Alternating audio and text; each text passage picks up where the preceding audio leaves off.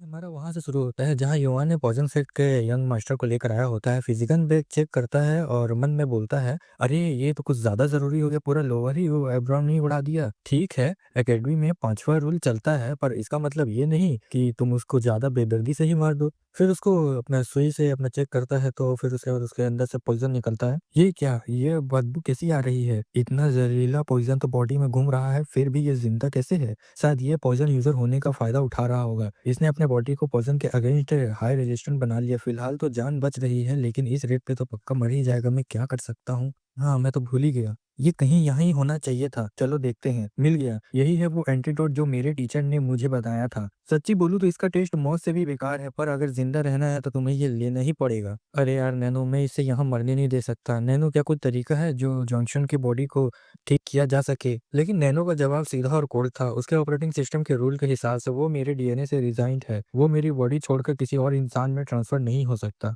क्या कोई तरीका नहीं है क्या?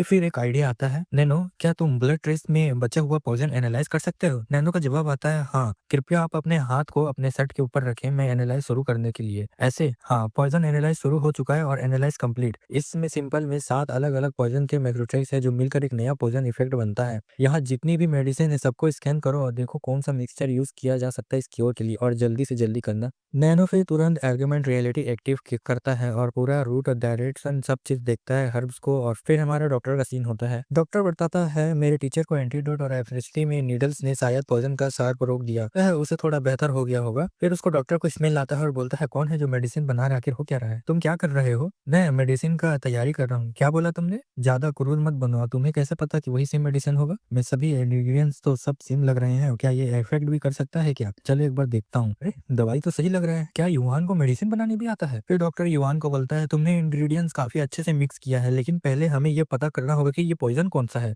फिर युवान बोलता है, ये acid poison, rockfish poison, scaly fish poison, absent poison, firefly poison और कैंसर स्पाइडर पॉइजन का मिक्सचर है। ये सुनकर डॉक्टर तो हैरान हो जाता है। युवान फिर बोलता है, डॉक्टर प्लीज मेरे पे एक बार तो ट्रस्ट करो। हम फिर देखते हैं डॉक्टर उसको दवाई खिला रहा होता है और बोलता है, अच्छा है कि वो दवा निकलने को रेडी हो गया। कम से कम वो ये तो पता चल गया कि वो मरने के लिए तैयार नहीं है। हम जितना कर सकते थे उतना कर चुके हैं। अब मैं सिर्फ ये एक्यूपंक्चर नीडल से लगा कर रख सकता हूँ ताकि उसके पॉइजन बॉडी में न फैल सके। इस बार तुमने सही मेडिसिन बना ली है, लेकिन नेक्स्ट टाइम कोई भी काम करने से पहले मुझसे पूछ लेना। ज्यादा हीरो या सुपरमैन बनने की कोशिश मत करना। युवान बोलता है, प्लीज मुझे माफ कर दीजिए, आपको इतना तकलीफ दिया मैंने। चलो ठीक है, तो पर तुम्हें ये बताओ मुझे कि तुम उसका लोअर एब्रोन को तोड़ना जरूरी था इस हद तक? मुझे पता है इस एकेडमी में सर्वाइवल और फिफ्थ रूल भी है, लेकिन ये थोड़ा ज्यादा ही हो गया है युवान। सबसे पहले तो तुम्हें एकेडमी ड्यूटी से बड़ी बात सुनने को रेडी हो जाओ, लेकिन उससे भी ज्यादा खतरनाक बात यह है कि पॉइजन सेट के हेड इस पे बहुत ज्यादा गुस्सा होने वाले हैं। क्या तुम इतना सब हैंडल कर पाओगे युवान? सर, मेरे लिए टेंशन करने के लिए आपका शुक्रिया। ये सब मैंने ही किया है, तो इसी के लिए इसको सबको मैं ही हैंडल करूंगा।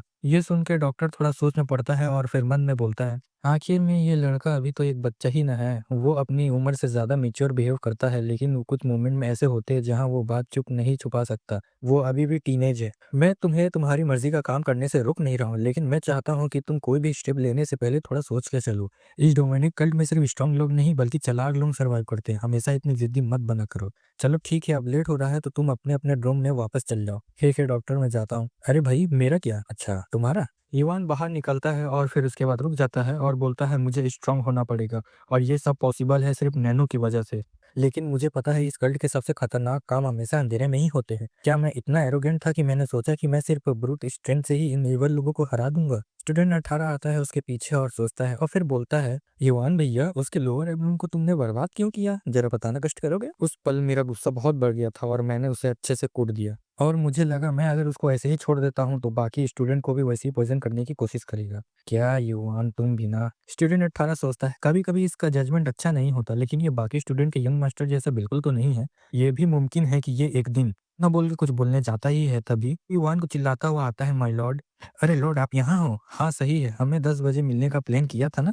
बहुत खुशी हुई है आपको देखकर। हम तो डर ही गए थे कि कोई आप पे अटैक तो नहीं कर दिया। अरे मुझे माफ कर दो जो तुम लोग इतना टेंशन लेते हो। अरे कोई बात नहीं लॉर्ड, हम लोग खुश है कि आप सेफ हो। फिर स्टूडेंट 18 अपने मन में सोचता है, इसने सच में इन लोगों को इंस्पायर कर लिया है कि उसके फॉलोवर ही भी बन गए हैं। जब मैं अपने ग्रुप रूम में वापस जाऊंगा ना तो मुझे तो वेलकम करने कोई आएगा ही नहीं। फिर वहां से स्टूडेंट 18 जा रहा होता है। चलो मैं जाता हूँ। युवान थोड़ा देर रुकता है और फिर उसके बाद बोलता है, अभी तुम कुछ बोलने वाले थे क्या? नहीं, नहीं, मैं कुछ नहीं बोलने वाला था, इसकी चिंता मत करो। अरे लॉर्ड मेरे, चलिए हमें जो नए रूम्स असाइन किए हैं वहाँ वापस चलते हैं। चलो ठीक है फिर चलते हैं। अच्छा तो समझ में आ गया यही हुआ था। लॉर्ड यान, मुझे पता है कि आपने अपने पर्सनल रीज़न से मारा लेकिन इस वक़्त अपनी पावर को क्वालिटी बिल्ड करना ज़रूरी है। एकेडमी के अगले 4 साल तक बाहर कोई सेक्ट इंटरफेयर नहीं कर सकता लेकिन अपने पॉइज़न सेक्ट के यंग मास्टर के अगेंस्ट स्टैंड लिया है और पॉइज़न सेक्ट हमारे कल्ट का कोर सेक्ट में से एक है। कौन जाने आगे किस तरह का डेंजर आ सकता है, इसीलिए आपको बहुत केयरफुल रहना होगा और कंटिन्यू स्ट्रांग बनते रहना होगा। फिर बोलता है टकला अपना, हाँ, हाँ, इसने बिल्कुल सही कहा और मुझे तो यकीन नहीं हो रहा कि इस बंदे के पास इतना दिमाग भी है।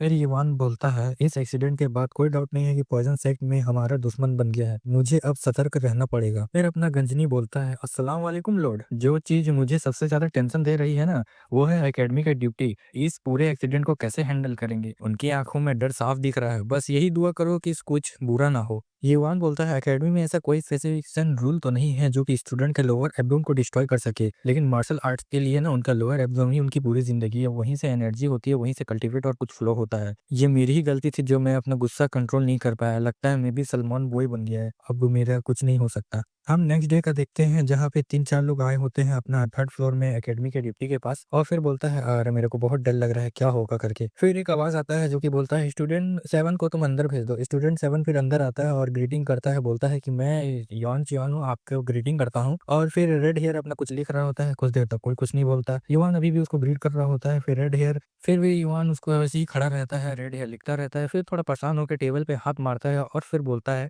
क्या तुमने कभी सुकून का नाम सुना है? तुम्हारी वजह से मुझे इतना बड़ा रिपोर्ट लिखना पड़ा, मेरा बहुत सारा टाइम चला गया। तो अगर मैंने तुम्हारा ग्रीटिंग एक्सेप्ट नहीं किया तो तुम तो हर्ट होने लगोगे। चलो अब ज़्यादा नहीं तुम बैठ जाओ वहाँ पे। ठीक है मैं बैठता हूँ। चलो थोड़ा नरमी से पेश आता हूँ और ये बात तुम्हारे एकेडमी ड्यूटी होने के नाते बोल रहा हूँ। युवान मन में सोचता है, इसका क्या मतलब हुआ? एक मार्शल आर्टिस्ट के लिए उसके लोअर एब्डोमेन ही उसकी पूरी जिंदगी होती है। एकेडमी की लंबी हिस्ट्री में कभी किसी स्टूडेंट ने ऐसी बेवकूफ़ी नहीं की। अगर मैं इस एक्सीडेंट को इग्नोर कर दूं तो मुझे डर है कि कल कोई स्टूडेंट ऐसा कर सकता है। ये एकेडमी के डिसिप्लिन के फीचर के सेफ्टी का सवाल बन चुका है। स्टूडेंट 7, इसके बाद तुम्हें अपना येलो बैज एग्जाम के लिए सबमिट करना होगा और साथ ही साथ तुम्हें 5 दिन के लिए सोल्जर ट्रेनिंग के लिए डिटर्मिनेशन सेंटर भेज दिया जाएगा ताकि एकेडमी में कोई भी ऐसा कुछ वापस ना कर सके। और इसके साथ हमारा चैप्टर खत्म हुआ। चैप्टर खत्म हुआ तो लाइक और सब्सक्राइब करना।